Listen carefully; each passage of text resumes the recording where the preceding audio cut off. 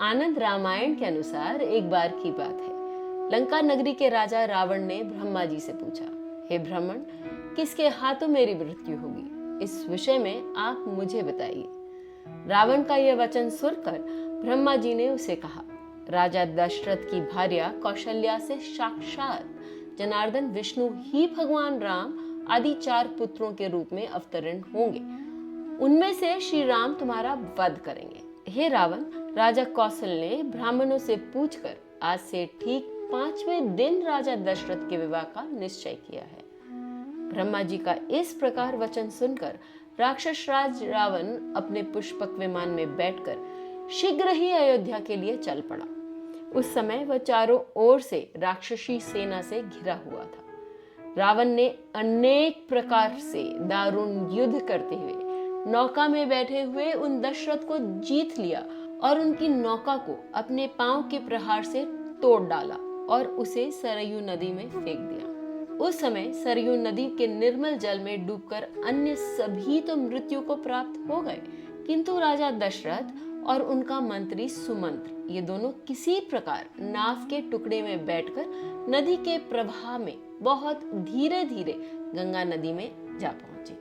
फिर वहां से वे दोनों देव योग से जीवित रहते हुए समुद्र में जा पहुंचे। इधर राक्षस राज रावण कौशलपुरी में गया और भयंकर युद्ध करके उसने राजा कौशल को जीत लिया और उनकी पुत्री कौशल्या का हरण कर लिया।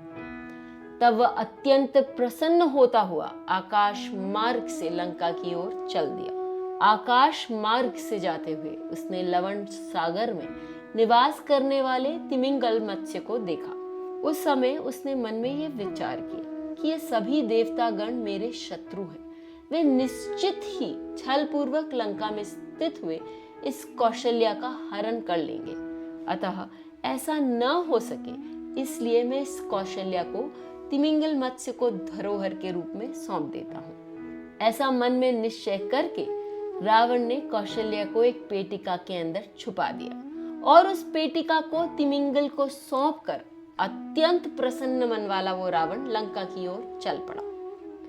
ऐसा माना जाता है कि तिमिंगल मछली इतनी विशाल होती थी कि वह समुद्र में सबसे बड़ी मछली मानी जाती थी और आधुनिक वेल जैसी अनेकों मछलियों को निगलने में सक्षम होती थी।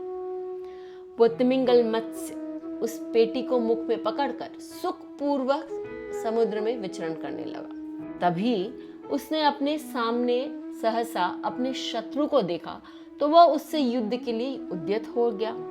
एक द्वीप में उस पेटिका को रखकर वो अपने शत्रु के साथ युद्ध करने लगा। इसी बीच में वह नौका का टुकड़ा भी वहां आ पहुंचा जिसमें राजा दशरथ और मंत्री बैठे हुए थे। तब वे दोनों नौके के टुकड़े से उस द्वीप में चढ़ गए। वहां उन्होंने उस पेटिका को देखा और जब उसे खोला तो वे दोनों उसके अंदर कौशल्या को देखकर अत्यंत आश्चर्यचकित हो गए। फिर एक दूसरे का समाचार उन्हें ज्ञात हुआ। तब शुभ मुहूर्त में उस द्वीप पर राजा दशरथ ने बड़े प्रसन्न मन से कौशल्या के साथ गंधर्व विवाह किया। जाको राखे साइया, मार सके ना कोई। रामचंद्र जी को तो अवतरित होना ही था ना।